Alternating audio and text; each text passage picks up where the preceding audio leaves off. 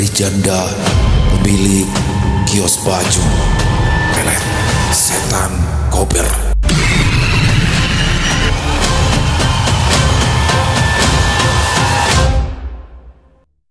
Assalamualaikum warahmatullahi wabarakatuh. Halo semuanya teman-teman, selamat malam, selamat datang kembali di channel kesayangan kita, channel Ilo Bercerita, dan masih bersama saya Ilo dimanapun teman-teman berada. Semoga teman-teman selalu dalam keadaan sehat walafiat, tanpa kekurangan satu apapun, dan dimurahkan rezekinya. Amin amin ya rabbal alamin.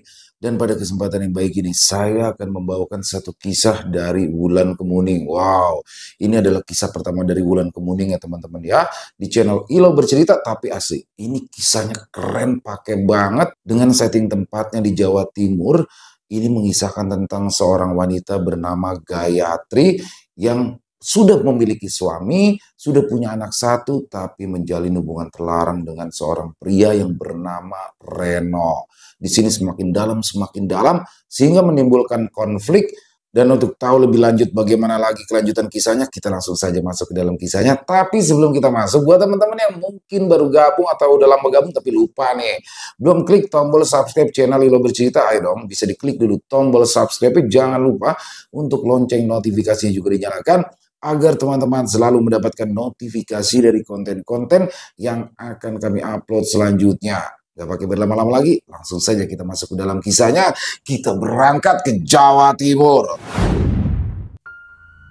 Pasar di Kecamatan Babat pagi-pagi buta sudah ramai oleh pengunjung. Lapak-lapak sesak oleh pembeli, termasuk lapak Gayatri. Ibu satu anak berbadan sintal itu memiliki toko pakaian serba ada. Sejak awal, dia sudah terbiasa menjaga usahanya seorang diri tanpa didampingi Wira suaminya. Sebab Wira lebih berfokus pada usaha pengembangan showroom motor. Bahkan hampir 6 bulan terakhir, dia belum pernah menginjakan kaki di lapak milik Gayatri. Siang itu, di tengah melayani para pembeli, Gayatri dikejutkan munculnya teman masa menimba ilmu di pesantren Widang. Dia adalah Reno. Kabar terakhir didengar, ia merantau di luar Pulau Jawa. Sudah sangat lama mereka tak bertatap muka. Reno dulunya bertubuh kurus, dekil, tidak menarik di mata lawan jenis, tapi kini berbanding terbalik. Tubuhnya lebih berisi, wajahnya tegas dan berharisma, menegaskan sosok pria dewasa. Ditambah lagi, deretan bulu halus memenuhi rahang. Reno sudah menjelma menjadi pria idaman. Sepasang mata elangnya sanggup menembus hati siapa saja yang berani menatap lama. Dia datang ke pasar Babat dengan niatan untuk membeli beberapa potong kaos dan celana. Siapa sangka langkahnya dituntun takdir ke lapak milik Gayatri. Setelah sama-sama terkejut, Reno dan Gayatri bercakap-cakap. Tidak ada yang aneh, sebab hanya seputaran bertanya kabar dan merantau di mana, dapat pekerjaan apa. Apakah Gayatri sudah menikah dan punya anak berapa? Ketika Gayatri memberitahukan statusnya, Reno sempat terdiam beberapa saat sebelum akhirnya mempertanyakan siapa pria yang beruntung menikahinya. Rupanya dia adalah Wira, kawan sesama mondok dulu. Pada hari berikutnya, Reno kembali datang, tapi tak didapati Wira, padahal ia sangat ingin berjumpa. Dan disitulah dia baru tahu jika Wira tak pernah menengok Gayatri di pasar. Sekedar memberi perhatian pun tidak, apalagi membantu. Sejak saat itulah, Reno sering hadir.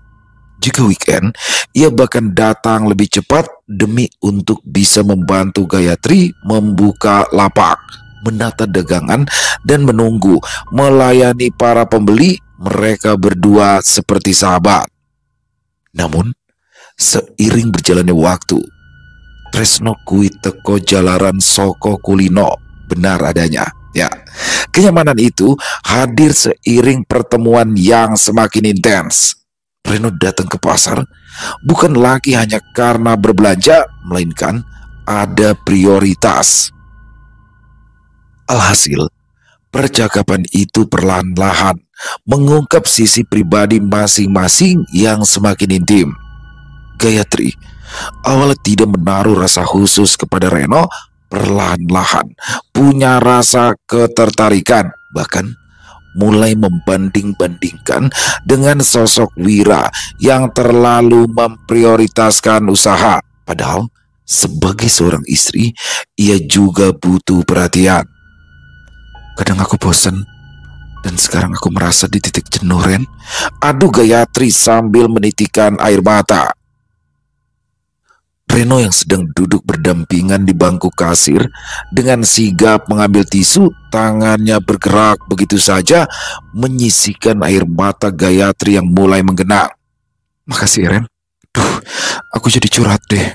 Jadi gak enak, ucap Gayatri sambil menahan tangis. Reno menatap dalam. Gak apa-apa kok. Kalau kamu simpan terus, justru malah jadi penyakit. Keluarkan aja. Aku bersedia menjadi pendengar yang bijak.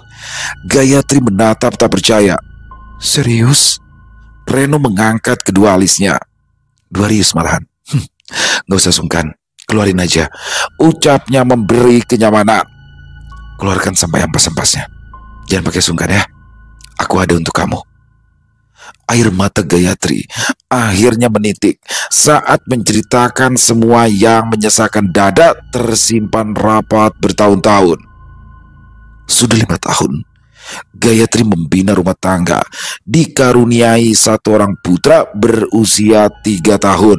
Tapi, kata rumah tangga bahagia itu hanya angan-angan. Reno menggeser posisi duduk sedikit jauh lebih dekat, memberi ruang pada Gayatri agar bisa menyandarkan kepala ke pundaknya. Aku bisa merasakan posisi kamu, walaupun tidak pernah di posisi itu. Ya, gak enak memang kalau keberadaan kita gak dianggap, Tri, ucap Reno menanggapi. Seperti cinta yang bertepuk sebelah tangan. Ucapan Reno benar adanya. Tangis Gayatri semakin meninggi seiring sesak di dada lebih plong. Benar banget Ren, aku mencintai dia ugal-ugalan, tapi balasannya seperti ini. Reno menarik nafas berat. Tri, rebah di pundakku. Aku bantu memanggul beban yang menyesakan dadamu. Gayatri menatap sekilas tak percaya, tapi Reno meyakinkan. Aku ada di sini, meminjamkan pundak untukmu. Ayo, rebahlah. Mungkin perhatian kecil dariku bisa mengobati apa yang ingin kamu dapatkan dari suamimu. Makasih Ren, kamu baik banget deh, bisik Gayatri sebelum akhirnya melakukan seperti yang diminta. Dan di saat itulah semua beban di dadanya menghilang. Reno bahkan memeluk Gayatri, memberikan kenyamanan yang tak didapatkan dari sosok suami.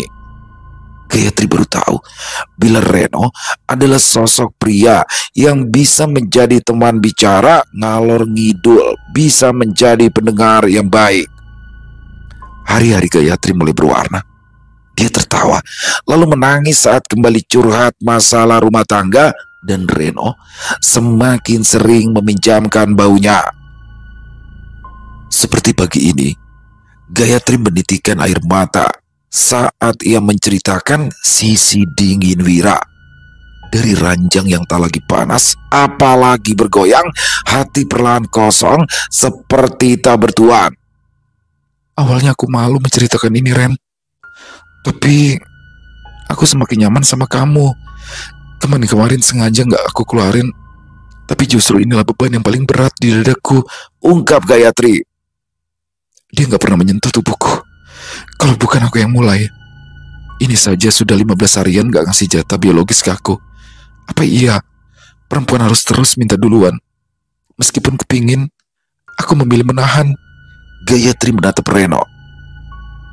Apa aku dosa bila akhirnya aku ngebayangin kamu dalam tidurku? Dek. Reno yang sedari tadi hanya menjadi pendengar terpanggil untuk lebih. Kedua tangannya refleks menyentuh rahang Gayatri. Sentuhan itu hangat sebelum akhirnya panasnya sanggup mendidihkan darah, membakar syaraf-syaraf yang sejak tadi sudah menegang. Gayatri memalingkan wajah. Tatapan elang di depannya semakin menggetarkan. Reno mendekatkan wajah.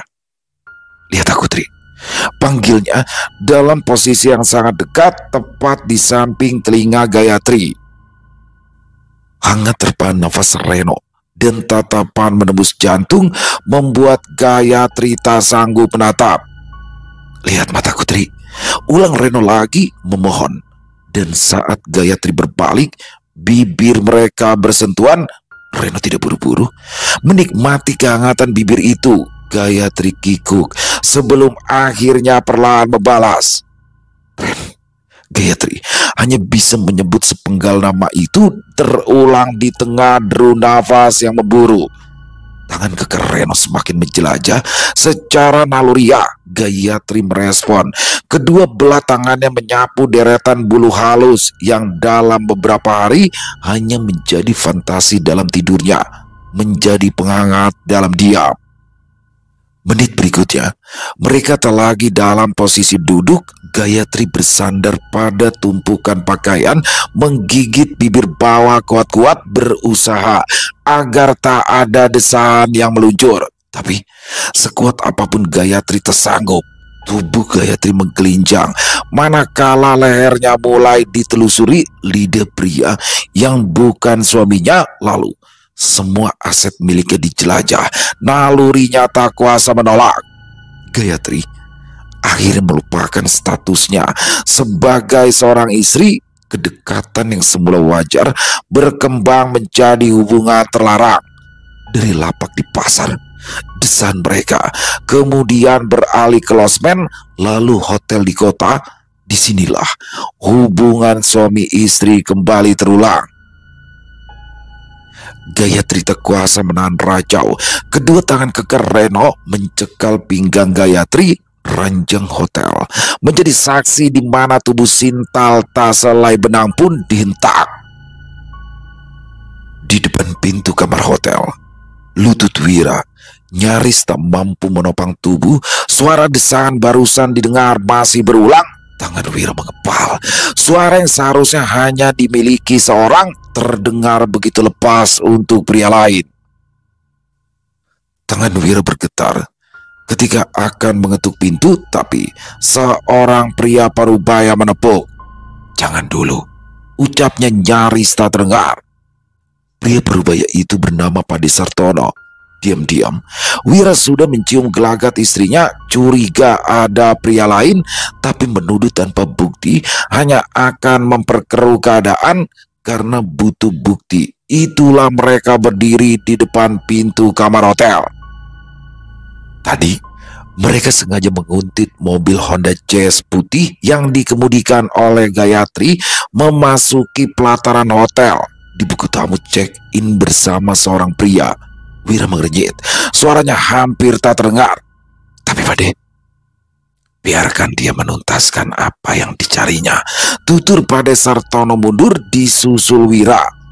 Dari jarak beberapa kaki, suara menjijikan itu masih terdengar. Sementara dua satpam yang mengantarkan justru sibuk menguping di depan pintu. "Aku puas, Ren." Suara Gayatri terpekik.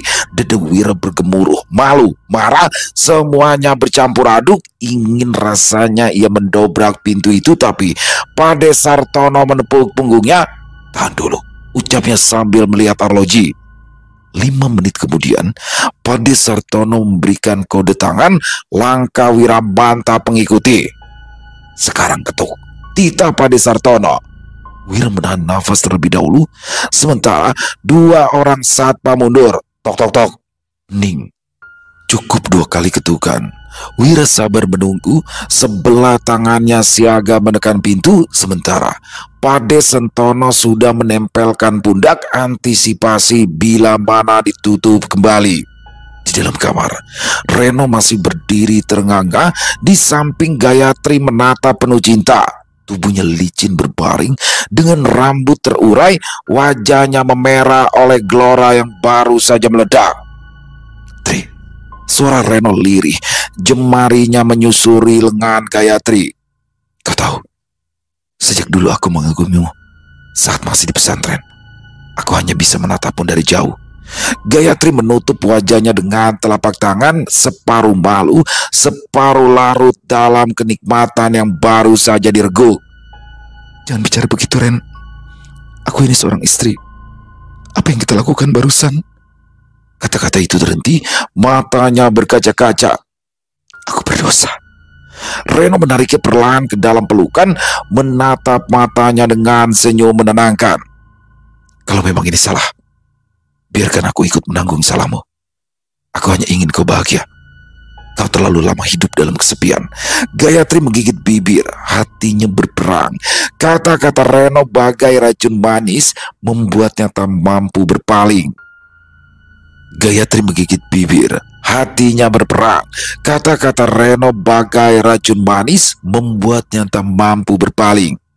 Meski sadar jika dirinya telah menyalahi ikatan suci rumah tangga, namun kehangatan didapatkan dari Reno menutupi logika dan nurani. Sejenak, kamar itu dipenuhi keheningan, hanya suara nafas mereka yang tersisa. Gayatri beranjak duduk, merapikan layan rambutnya. Aku pesan makanan sebentar ya, aku lapar. Reno tertawa kecil. Pesan aja, biar malam ini terasa lebih lama. Aku ingin menyimpan semua ini dalam ingatan. Gayatri bangkit, melangkah ke meja telepon, lalu menghubungi layanan kamar. Setelah menutup telepon, ia kembali ke ranjang. Ren, kalau Wira tahu, tanyanya tiba-tiba. Reno mendekat, menyandarkan dagu ke pundak. Dia tidak akan tahu, selama kau pandai menyimpan rahasia, Tri. Namun, sebelum jawaban itu benar-benar menenangkan hati, ketukan di pintu terdengar keras, jelas, membuat Gayatri sontak menoleh. Tok tok tok. Ketukan terulang, membuat Reno mengerenyit. Kilat banget. Ya bagus dong. Sebentar ya. Dengan santai, Gayatri bangkit, menarik spray ranjang hotel, melilitkan asal ke tubuh. Permisi, room service. Suara satpam berusaha mengecoh. Reno merebah. Sementara Gayatri segera membuka pintu dengan langkah tenang, sama sekali tidak menduga bahwa di balik pintu bukanlah petugas hotel yang menunggu, melainkan Wira, suami yang selama ini dihianati. Pintu dibuka, tapi sigap Gayatri menutup kembali. Namun dorongan Pade Sentono cukup kuat, ditambah Wira, pintu terbuka lebar. Astagfirullah, jadi begini kelakuanmu, Gayatri. Wira menahan nafas, seketika dunia runtuh di hadapannya. Gayatri, istrinya, berdiri dengan tubuh basah peluh, wajahnya masih menyimpan kenikmatan yang baru diraih. Mas Wira, suara Gayatri lirih. Aku bisa jelasin, Mas. Wira maju tanpa menghiraukan ucapan Gayatri. Baginya pemandangan ini tidak sudah lebih dari cukup. Reno buru-buru menutupi tubuh bawah dengan kaos. Dia meloncat dari atas ranjang, menepi ke dinding. Wira memandangi pemuda itu, tubuhnya basah peluh. Pemandangan itu bagai belati menusuk, menghujam tanpa ampun ke dalam dada. Tapi Wira tidak langsung menghakimi. Ya Allah, jadi inikah yang selama ini aku sembunyikan dari prasangkaku?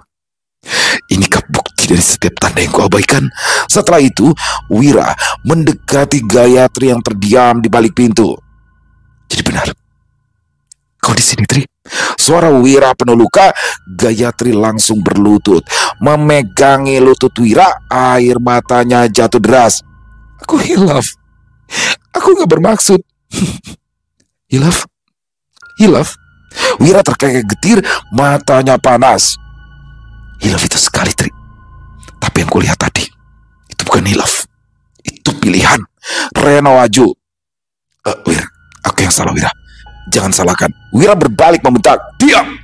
Dadanya bergetar menahan amarah. Kau tahu dia istriku, tapi kau tetap menodainya. Kau rampas apa yang bukan hakmu, Reno. Laki-laki macam apa kau? Gayatri menangis semakin keras. Kedua tangannya mencapai erat betis Wira. Jangan salah, Reno. Aku merasa sendiri, Wira. Aku merasa kau jauh. Aku butuh kasih sayang. Kata-kata itu menghantam jantung. Wira terdiam, menunduk, menatap wajah istrinya. Aku berusaha percaya. Aku selalu menolak untuk menuduh, meski tanda-tanda itu jelas di mataku. Aku tidak mau menjadi suami yang susun. Ternyata aku hanyalah seorang suami yang bodoh. Aku nggak nyangka kamu sampai berani seperti ini, Gayatri. Wira tersenyum getir. Padi Sentono yang berdiri di belakang berusaha menenangkan. Cukup, Wira. Jangan biarkan amarah mempermalukanmu. Wira menoleh sekilas. Air matanya jatuh meski berusaha keras untuk menahan. Padi, aku tidak marah, Padi. Tapi aku hancur. Wira kembali menatap Gayatri, perempuan yang selama ini dicintai tanpa syarat. Tri, aku datang ke sini bukan untuk menamparmu, bukan untuk menyeretmu keluar, bukan untuk mempermalukan. Aku hanya ingin kau tahu, kepercayaan yang kau sia-siakan selama ini tidak akan pernah kembali lagi. Wira meletakkan tangannya di atas kepala Gayatri. Suaranya gemetar saat mengucapkan kalimat. Maka mulai detik ini, aku, Wiranto, telah menjatuhkan talak padamu, wahai Gayatri binti Sopirin. Setelah itu, Wira perlahan mundur. Tidak mau kehilangan bapa dari anaknya, Gayatri merangkak mencoba meraih kaki suaminya. Jangan talak aku, Mas. Jangan. Aku masih istrimu. Aku menyesal. Kenikmatan yang kau cari dari pria lain, biarlah itu menjadi penutup dari kisah kita. Mulai malam ini, aku bukan lagi imammu. Wira menutup mata, merasakan tangan Gayatri merenggang di kakinya. Reno hanya bisa pasrah saat Wira mengepalkan tangannya di depannya. Pade Sentono dan dua satpam buru-buru menenangkan.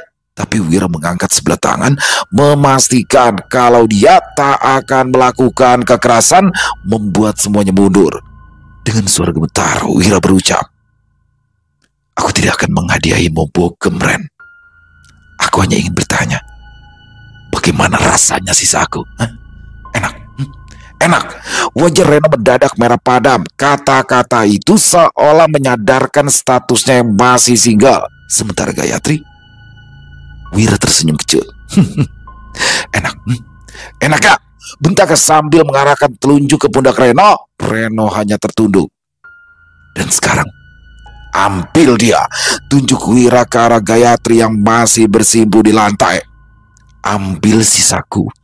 Dan semoga saja kamu bisa menjadi pria yang bisa menuntut, tidak sepertiku yang hanya bisa menuntun. Setelah itu, Wira berbalik melangkah pergi bersama Pade Sentono, diikuti oleh satpam. Di sepanjang lorong hotel, air mata Wira mengalir. Tanpa bisa ditahan, dia hancur. Di dalam kamar, dengan pintu yang masih terbuka, Reno berdiri kaku, sementara Gayatri di lantai tak berhenti meratap. Rumah tanggaku hancur. Aku sudah ninggalin anak demi ini. Gak mungkin aku dapat hak asuh atas dia. Reno membatu. Kata-kata Wira tadi terus mengiang di kepalanya. Sesal Gayatri membuat Reno terenyak. Buru-buru ia menutup pintu terlebih dahulu sebelum mendekati dan berlutut. Tenangkan dulu dirimu, Tri. Ayo berdiri, ucapnya sambil menuntun. Di tepi ranjang, Gayatri hanya bisa menangisi apa yang barusan terjadi. Nasi telah menjadi bubur. Tertangkap basah membuatnya sadar pasrah. Malam itu statusnya berubah. Gayatri menatap Reno yang duduk jauh darinya. Reno, ucapnya lirih. Dengan enggan, Reno berbalik. Pulanglah. Pasti Mas Wira akan menerimamu. Aku tahu dia sangat mencintaimu. Mata Gayatri membelalak. Apa katamu? Aku gak salah dengar kan? Reno menggelek. Enggak, Tri. Aku tahu Mas Wira itu cinta banget sama kamu. Dan cintanya gak akan luntur hanya karena memergoki kita. Cinta? Cinta dari mana, Ren? Barusan dia menolak aku, Ren. Kamu gimana sih? Gayatri kecewa. Bukan kata-kata barusan yang diharapkannya dari Reno. Tapi Reno kembali meyakinkan. Kamu ingat kan? Waktu kita mondok dulu, bagaimana perjuangan Wira untuk mendekati kamu, Tri? Aku saja sampai iri, karena tidak bisa seberani dia. Rela dihukum, karena hanya ingin bertemu denganmu. Kamu ingat kan? Gayatri memejam. Ya, diingat betul bagaimana perjuangan Wira saat itu. Tapi sudah berlalu. Sekarang hubungannya dengan Reno harus ada status. Aku udah gak mau. Aku udah gak mau ingat-ingat kenangan sama Mas Wira lagi. Sekarang aku ingin menata dari awal sama kamu, Ren. Kita akan menikah setelah aku resmi menjanda. Namun Reno menggeleng. Jangan terlalu berharap banyak pada aku, Gayatri. Hah? Apa maksudmu? Gayatri terbekik, matanya membelalak. Berharap Reno meralat ucapan, tapi ia malah berdiri memakai satu persatu pakaiannya. Sambil mengaitkan gesper, Reno berucap, "Aku masih lajang. Sementara kamu ibarat mobil yang sudah turun mesin. Apa mungkin orang tuaku setuju? Selain itu, lebih baik sakit hati sekarang ketimbang nanti. Kamu semakin berharap padaku, Tri." Kata-kata itu sama saja sebuah penolakan. Tubuh Gayatri tak bertenaga, sudah berkorban habis-habisan, dibuang begitu saja. Marah, Gayatri meraih bantal, melemparkan ke arah Reno sembarangan. "Kamu jahat. Kamu udah ngerusak rumah tangga aku, Ren. Jahat." Tidak puas, Gayatri berdiri, memukul-mukul dada bidang Reno. "Kamu gak tanggung jawab. Kamu jahat, Reno." Reno hanya terdiam. Gayatri lemas, terduduk di lantai, kali ini memegangi kaki Reno. Jangan tinggalin aku, Ren. Aku udah kehilangan Wira, kehilangan anakku. Aku kehilangan semuanya. Tolong jangan meninggalkan aku juga." Gayatri mengemis, tapi sayangnya seperti Wira, Reno mundur. Gayatri merangkak, mengejar sampai di depan pintu. Reno berbalik, sedikit membungkuk, mencekal kedua belah pundaknya, kemudian mendorong. "Lepaskan kakiku, Gayatri. Pulanglah. Aku yakin Wira akan menerimamu lagi." Wajah Gayatri mendongak. "Kamu tuli, Ren. Apa kamu gak dengar? Tadi aku sudah ditalak. Bagaimana mungkin?" Reno menggeleng. "Enggak, aku gak tuli. Dan karena itu aku sadar. Maafkan aku, Tri." Setelah itu, Reno menutup pintu kuat-kuat, membiarkan Gayatri dalam kehancuran. "Bangsat! Bajingan kamu, Reno!" Gayatri lampirkan kekecewaan, meratap sambil memeluk lutut. "Ya Allah, apa yang sudah aku lakukan selama ini?" Tidak selang berapa lama, tertatih, Gayatri menggapai ranjang, duduk di sana, tangannya gemetar, menggeser layar ponsel, nomor dituju. "Aku harus minta maaf sama Mas Wira. Reno gak mau nerima aku dan aku gak boleh kehilangan Mas Wira," ucapnya sambil menekan tombol panggilan. Panggilan terhubung. Tak selang berapa lama suara di ujung sana menyambut. "Aku sudah ngajak Dito untuk pulang ke kampung. Jangan pernah mencarinya. Oh ya, kita akan bertemu di persidangan dalam waktu dekat." Dunia Gayatri hancur. Wira tidak memaafkannya. Sebentar lagi dirinya akan menyandang status janda. Sementara itu Dito, anak satu-satunya, telah dijauhkan. "Maafkan ibu, Dito. Maafkan ibu yang selama ini telah menduakan bapakmu," sesal Gayatri sambil menatap layar handphone. Potret kebahagiaan itu telah lenyap. Waktu terus berjalan. Status janda ditalak disandang Gayatri, dan Reno, pemuda itu, menghilang setelah insiden di kamar hotel. Jangankan pamit, pesan pun tak ada. Gayatri kembali ke rutinitas, menjaga dagangan di pasar Babat, kehilangan suami yang tekun berbisnis, kehilangan anak, sekaligus pria yang memberikannya kebahagiaan semu. Maka lengkaplah penderitaannya. "Lebih baik aku pulang kampung. Aku gak sanggup lagi di sini sendiri," ucapnya. Gayatri ke Babat hanyalah merantau. Dia asli dari Tulung Agung, sementara Wira orang Kediri. Setelah keputusan dibuat, Wira membawa semua isi showroom ke Kediri, membuka usaha di sana. Sementara Gayatri mendapatkan 1 unit mobil, rumah, sekaligus isinya, dan toko pakaian. Pada akhirnya, Gayatri memutuskan kembali ke Tulung Agung, dan di rumah orang tuanya jalan pintas terlintas di kepalanya. Aku sudah kehilangan semuanya. Dan itu semua karena kamu, Reno, desisnya. Gayatri bangkit, menatap wajah di cermin. Tubuh Sintal yang digilai laki-laki bukanlah aset berharga lagi. Reno sudah mengganti nomor kontak. Mau ke lubang semut pun kamu pergi, aku pasti akan mendapatkan kamu, Reno, geramnya. Sebuah keputusan telah diambil. Lahir dan besar di Tulung Agung membuat Gayatri tak kesulitan untuk menemui seseorang yang akan membantu membalas dendam pada Reno. Motor ojek ditumpangi Gayatri dan berhenti di sebuah padepokan. Di depan gerbang bertuliskan, Padepokan Ki Banaspati Anggoro. Ki Banaspati Anggoro adalah paranormal yang tersohor, konon katanya sakti dengan kekuatan baluk api. Gayatri harus mengambil nomor antrean terlebih dahulu. Akhirnya, di malam hari, barulah ia mendapatkan giliran masuk ke bilik Ki Banaspati Anggoro membantu menyelesaikan apapun masalah pasiennya. Diantarkan seorang pria berpakaian serba hitam, Gayatri dipersilakan. Monggo masuk, Mbak.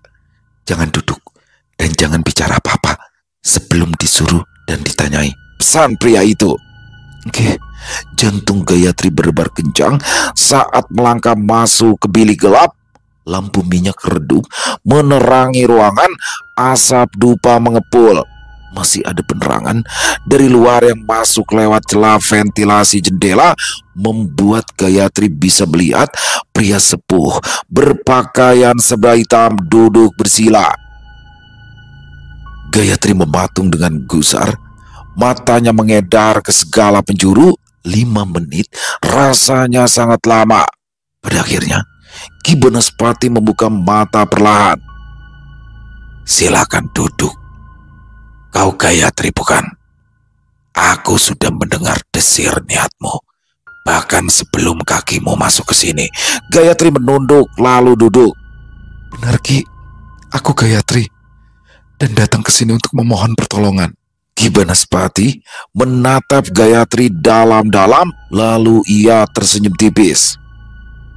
Setiap orang yang datang ke padepokan ini selalu membawa niat, tapi tidak semua niatan itu bersih.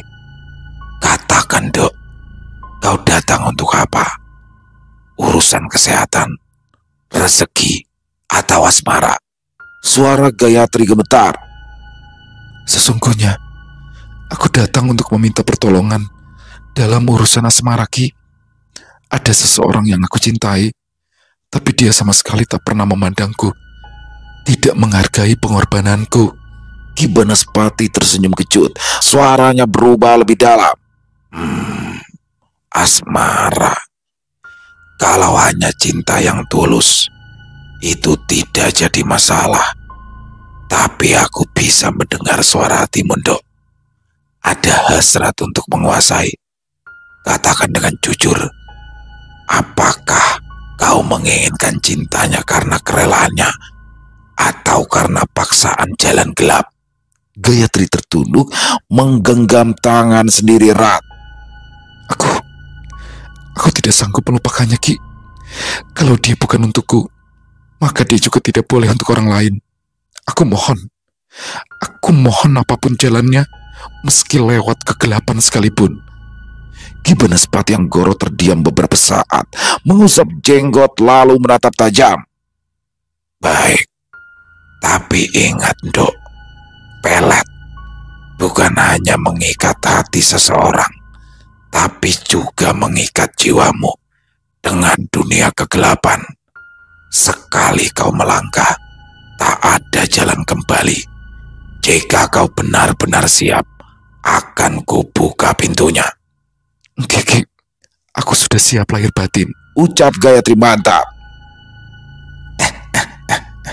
Wes mantep tenan hatimu, Dok. Mbah, Sampun, sahut Gayatri cepat. Ki Banaspati yang Anggoro mengelus jenggot perlahan, lalu berdiri dan masuk ke kamar belakang. Beberapa saat kemudian, dia kembali dengan membawa kendil kecil berwarna hitam, beberapa batang kemenyan, dan secari kain mori. Gayatri hanya terdiam, matanya mengikuti gerak pria magis itu. Hawa ruangan tiba-tiba menjadi berat, seperti ada sesuatu tak kasat mata ikut masuk.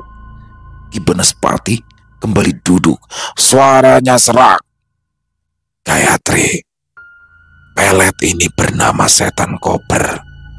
Tidak semua orang sanggup menanggung akibatnya, sebab ikatannya berat dan tebusannya jiwa. Tapi kalau memang tekadmu sudah bulat, dengarkan baik-baik tata caranya. Gayatri menunduk. Ki, bagaimana caranya?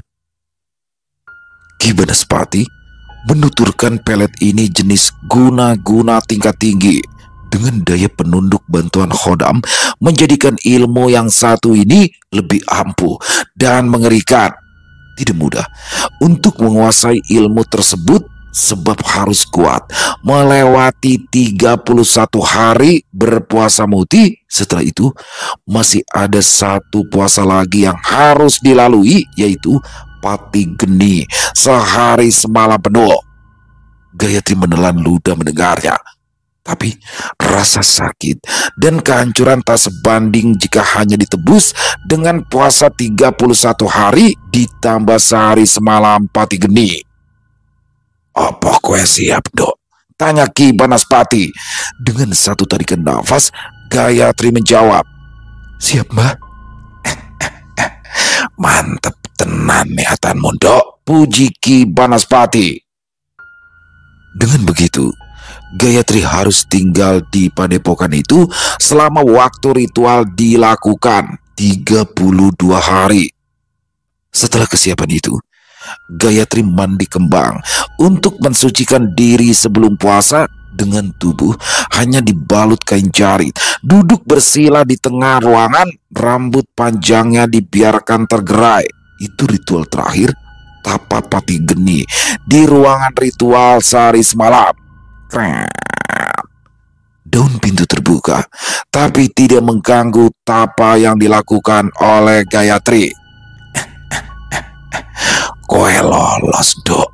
Tanpa menyalakan lampu, Ki Banaspati membawa masuk sesaji di atas nampan. Setelah meletakkan, ia mengambil kendil hitam di meja, beberapa batang kemenyan dan kain mori yang sudah disiapkan, lalu duduk bersila di depan Gayatri. Buka matamu, Dok. Gayatri membuka mata pelan. Ditatapnya Ki Banaspati. Perhatikan baik-baik. Ritual ini harus tepat. Satu kesalahan saja bisa berbalik merusakmu, tuturnya. Gayatri mengangguk. Matanya menatap setiap gerakan pria magis di depannya. Ki Banaspati menaruh ayam cemani hitam di atas daun pisang, mengelilinginya dengan nasi golong 3 bungkus, menancapkan kemenyan, menyiapkan kendil berisi air dari sendang. Ini bukan sembarang sesaji, Dok. Setiap bahan memiliki energi sendiri. Ayam hitam adalah pengikat jiwa, nasi telur sebagai pengantar doa, air sendang untuk menembus jarak. Ki. Kemudian Ki Banaspati menyalakan kemenyan dan bunga telon. Asap tipis mulai mengepul, menyelimuti mereka. Tarik nafas dalam-dalam, Dok. Biarkan asapnya masuk ke tubuhmu. Rasakan setiap helaan nafas menjadi satu dengan niatmu. Kemudian Ki Banaspati menyerahkan kain mori pada Gayatri. Percikan air sendang ke kain ini. Bacalah mantra yang akan aku bisikan. Setiap tetes adalah panggilan kepada setan kober. Makhluk itu akan menembus jarak, mencari bayangan orang yang kau tuju. Gayatri menunduk, tangannya gemetar dan mulai meneteskan air sambil mengikuti mantra pengantar kodam dengan suara bergetar hingga selesai, lalu lanjut mantranya. Yang moyo, ser ono mai podo, tarip-tarip kicing sing tumacep setan kober, siro tumeko sun anduwe gawe. Selesai. Senyum Gayatri tersungging sambil membayangkan wajah Reno, matanya berbinar. Sampun, Mbah. Yo, sekarang kain ini harus kau letakkan di bawah bantal atau tempat yang bisa mewakili orang itu. Meskipun dia jauh, setan kober akan memasuki mimpinya, menimbulkan kerinduan dan ikatan yang kau kehendaki. Ingat, Dok, setiap orang yang kau ikat, setiap hati yang kau belenggu, jiwamu juga ikut terjerat dalam dunia gelap. Tidak ada jalan mundur setelah ritual ini dimulai.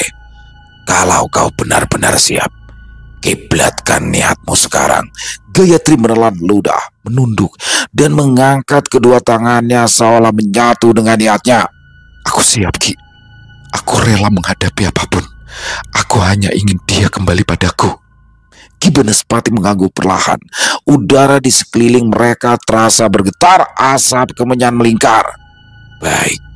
Baik Lando. Mulai sekarang, pelet setan kober jarak jauh telah kau aktifkan. Biarkan dia bekerja. Tapi ingat, setan itu selalu menuntut dan kau harus siap menanggung akibatnya. Gayatri menunduk. Hati dan pikirannya campur aduk antara takut, rindu, dan juga benci. Setelah itu, Gayatri diperbolehkan pulang, melewati hari tembus bulan. Di rumah orang tuanya, Gayatri lebih sering mengurung diri, dicap perempuan tak tahu bersyukur, mendapat suami baik-baik malah selingkuh, membuatnya malas bertemu orang-orang yang dianggapnya toksik.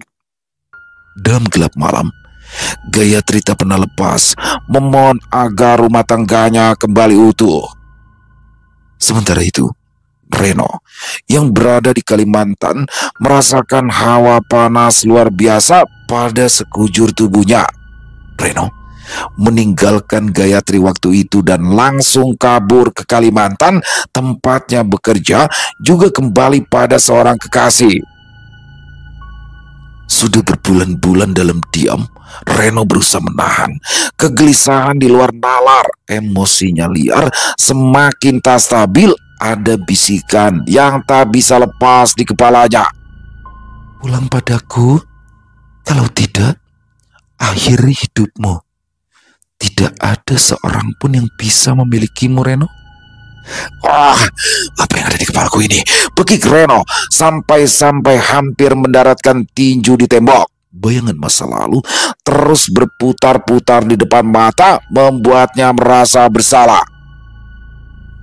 Reno berlari, mengambil sebelah sapu ijuk, lalu memukul apa yang ada di penglihatannya. Dalam bayangannya, Gayatri datang meminta pertanggungjawaban. Pulang padaku, kalau tidak, akhiri hidupmu, Reno. Tidak seorang pun bisa memilikimu. Reno semakin kacau. Sapu dipegang, menghantam apa saja di depannya. Alat elektronik menjadi sasaran. Jangan, Bang. Bekik seorang perempuan berparas khas, rambutnya sepundak. Reno terduduk, menjambak rambut sendiri. Safira, aku gak kuat, Safira. Safira, gadis berdarah Dayak itu adalah kekasih Reno. Direncanakan sebentar lagi mereka akan menikah. Dia berlutut dengan hati-hati. Kau sedang kena gangguan, Bang? Reno menatap Safira lekat. Gangguan apa maksudmu? Aku tidak bisa memberitahumu, karena ini hanyalah insting. Bersihkan dirimu. Ayo, kita ke rumah Apai Jantau. Dia pamanku, tutur Safira. Baik, Reno segera membersihkan diri, berboncengan motor. Mereka pergi ke rumah panggung Apai Jantau. Motor mereka berhenti. Di depan sebuah rumah panggung tua, dindingnya terbuat dari papan ulin yang menghitam dimakan waktu. Di depannya tergantung tengkorak rusa dan burung enggang sebagai penanda adat simbol pelindung. Safira menarik nafas panjang sebelum ia memanggil, "Apai, Apai Jantau." Seorang lelaki tua berambut putih gimbal dengan dada bertato motif naga dan burung tinggang muncul dari balik pintu. Matanya tajam melihat dua orang di bawah. "Jangan teriak-teriak. Aku sudah mendengar kalian datang. Sebelum suara motor kalian terdengar, ayo masuklah." Di depan Safira, Reno berjalan pelan menaiki anak tangga. Kepalanya terasa berputar. Hawa panas di tubuhnya seperti bara yang menyiksa. Apai Jantau menunjuk tikar pandan di tengah ruangan. "Duduk. Jangan banyak bicara dulu. Roh-roh sudah tahu kedatanganmu." Di sudut ruangan, asap kemenyan putih keperakan mengepul. Bau wangi kayu gaharu bercampur akar-akaran membuat suasana terasa lain, seperti ada udara yang berbeda mengisi paru-paru Reno. Apai Jantau mengambil gong kecil, memukulnya pelan, lalu mengambil seikat daun yang diikat rotan. "Ini daun sirih hutan untuk membuka jalan roh-roh leluhur," ucapnya lirih, lalu mulai mengibas-ngibaskan daun itu ke tubuh Reno dari kepala hingga ke kaki. Dingin, dingin. Reno menggigil. Hawa panas yang tadi membakar tubuhnya sekarang berubah menjadi dingin, meresap ke dalam tulang. Bibir Apai Jantau bergetar, mulutnya berkomat kamit melantunkan bahasa-bahasa Dayak yang hanya digunakan saat memanggil leluhur. Tiba-tiba saja, gong! Apai Jantau memukul gong lebih keras. Reno terlonjak, begitu pula Safira. Api pelita di sudut ruangan berkedip-kedip. Safira menggenggam tangannya sendiri ketakutan. "Aku melihat." Suara Apai Jantau berubah berat, seperti bukan suaranya sendiri. "Aku melihat seorang perempuan. Wajahnya penuh luka batin, marah, kecewa, dan dia menunggu di belakangmu, anak muda." Reno menelan ludah. "Perempuan? Maksud Apai?" Apai Jantau membuka mata, sorotnya tajam menusuk. "Kau pernah merusak rumah tangga orang. Kau tinggalkan dia. Lalu, apa kau pikir balasan itu tidak akan mengejarmu? Kau salah." Reno tertegun. Bayangan Gayatri muncul jelas di kepalanya. Tatapannya memohon.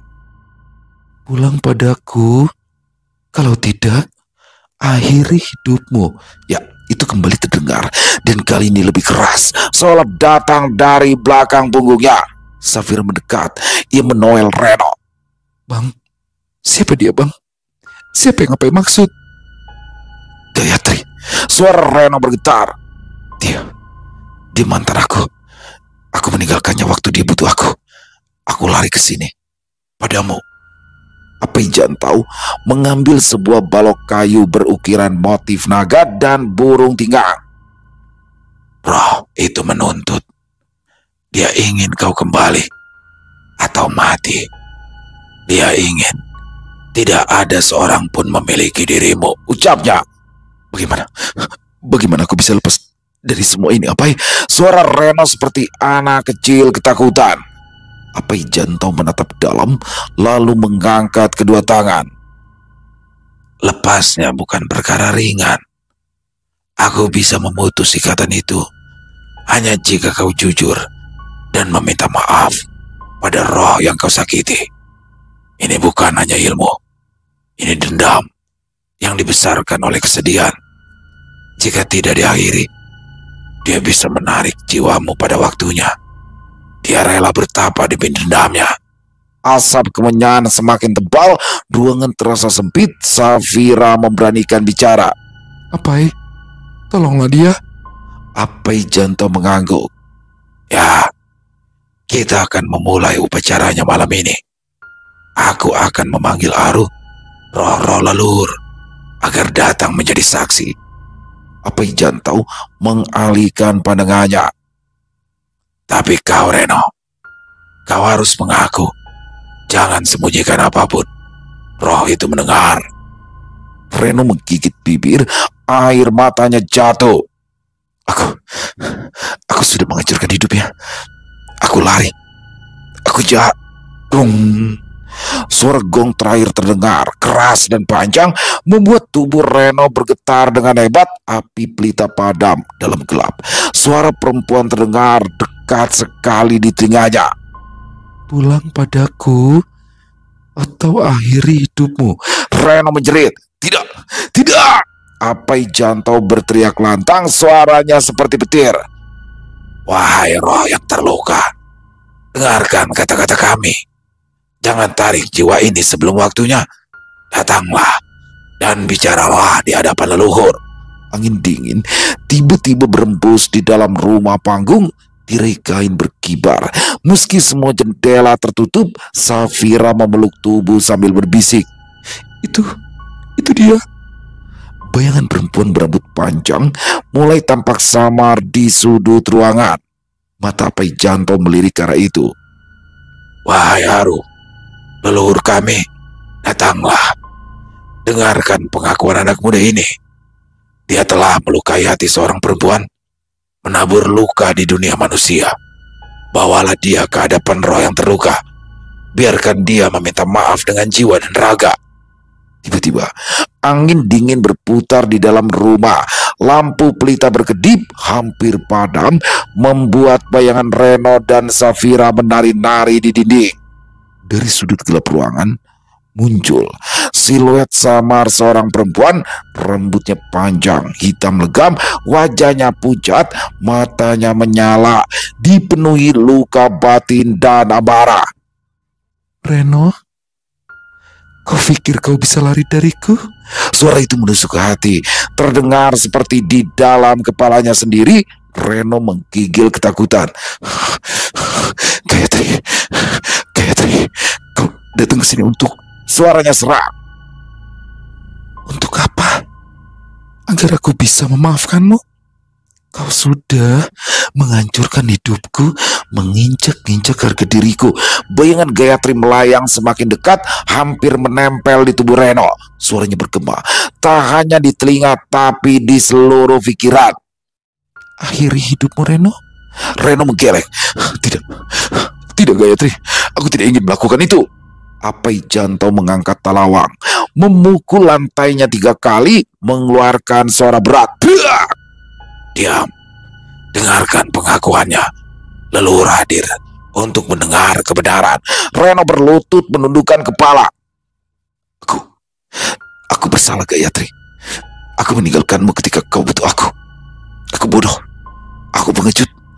Aku hancurkan rumah tanggamu. Aku sakiti hatimu. Aku mohon, jangan tarik nyawaku. Aku siap bertanggung jawab atas semua kesalahanku. Siluet Gayatri berhenti. Seakan menimbang pengakuan itu, matanya menyala lebih terang. Hawa di sekeliling Reno semakin panas, membuat tubuhnya bergetar dengan hebat. Janji yang kau ucapkan ini, apakah dari hatimu? Atau sekedar kata-kata untuk menyelamatkan dirimu? Reno menggigit bibir, air matanya jatuh. Ini dari hatiku. Aku ingin menebus semua yang telah aku lakukan. Aku siap menghadapi apapun, asal jangan ambil nyawaku, Gayatri. Apai Jantau menengadah, kedua tangan merentang, suaranya bergema. Roh Gayatri, dengarlah. Leluhur hadir untuk menilai. Dia mengakui semua kesalahannya. Jika kau masih dendam, kau bebas melakukannya. Tetapi jika hatimu menerima permintaan maaf ini, biarkan dia hidup. Biarkan dia belajar dari kesalahannya. Reno terduduk, tubuhnya lebah, nafasnya terengah, bayangan Gayatri melayang di depannya. Sejenak, matanya merah, lalu mulai menipis, cahaya merah itu mereda, suaranya terdengar lebih lembut. Reno, aku masih terluka. Aku masih marah.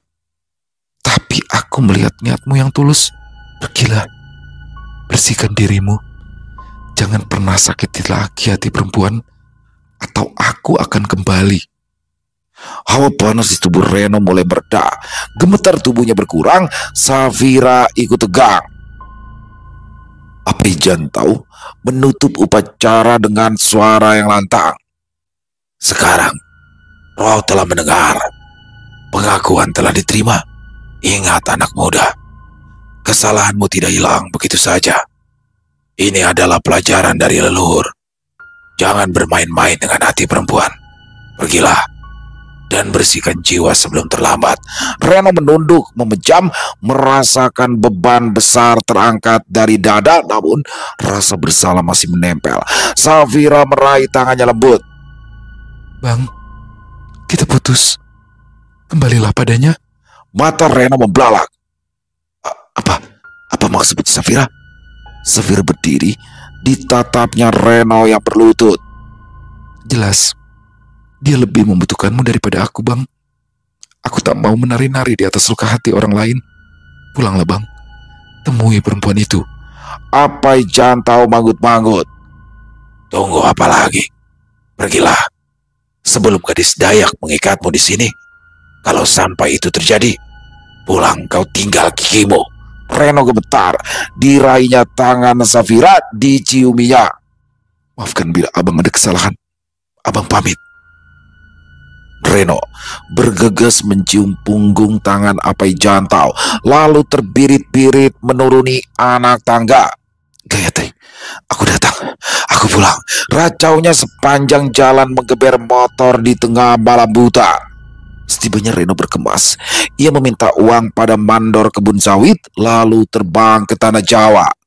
Tapi sesampainya di sana, lapak Gayatri sudah milik orang, dan lewat orang itu dia berkata bahwa Gayatri sudah pulang ke Tulungagung.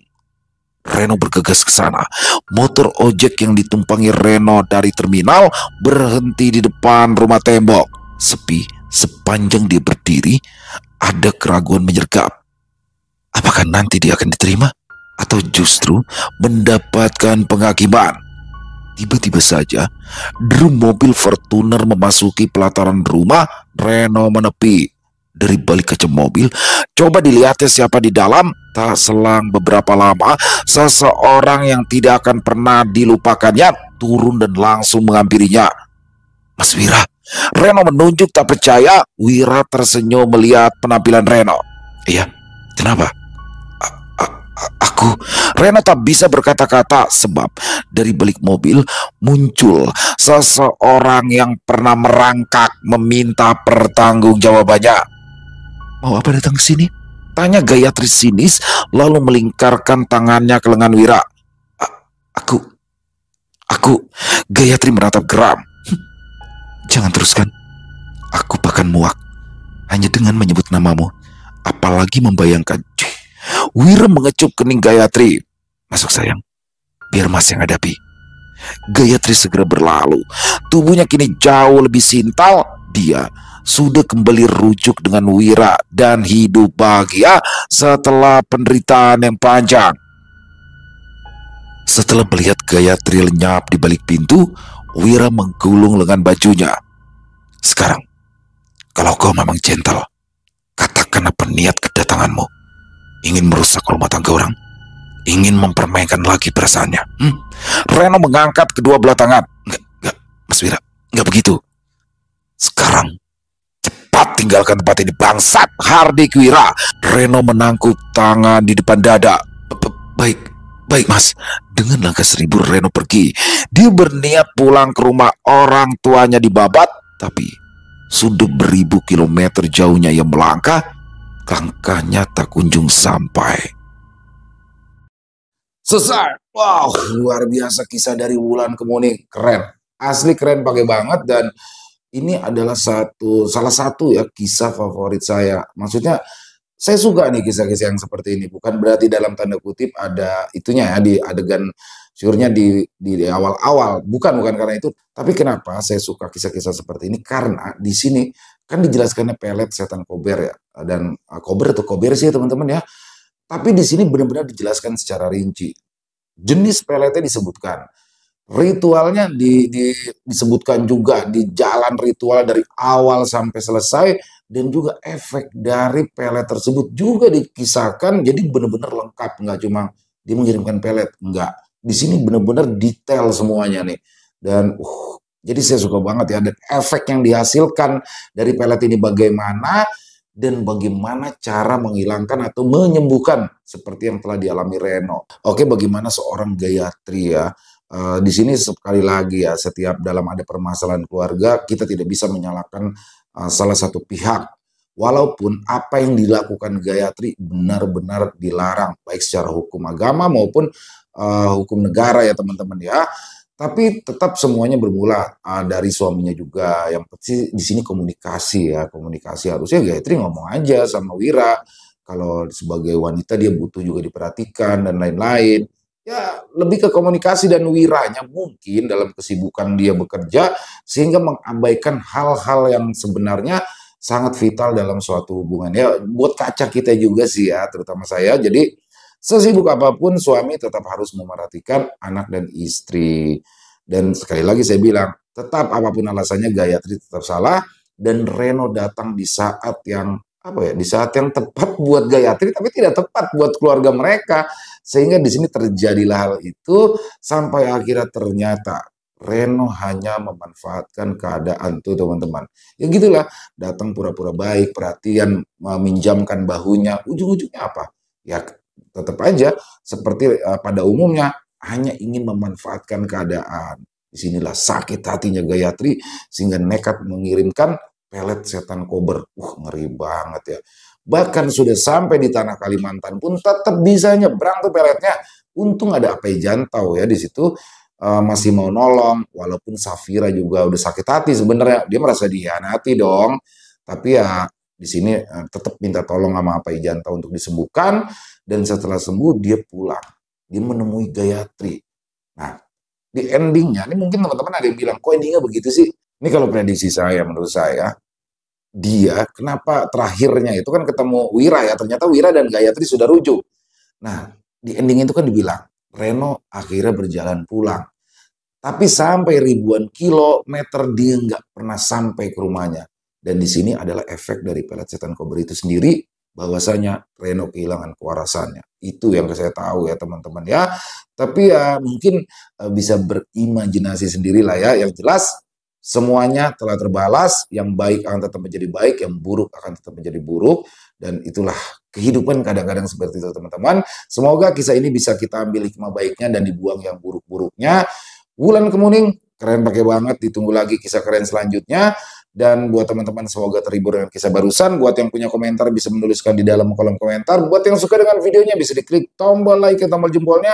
Boleh juga dibantu di-share link videonya ini ke teman-teman yang lain agar juga ikut merasa terhibur.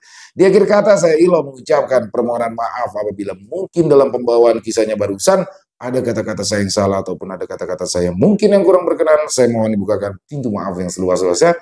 Sampai berjumpa lagi di konten-konten kami selanjutnya yang pasti tidak kalah serunya, pasti tidak kalah horornya. Masih bersama saya Ilo di channel Ilo Bercerita. Salam sehat, sukses selalu untuk kita semua. Wassalamualaikum warahmatullahi wabarakatuh.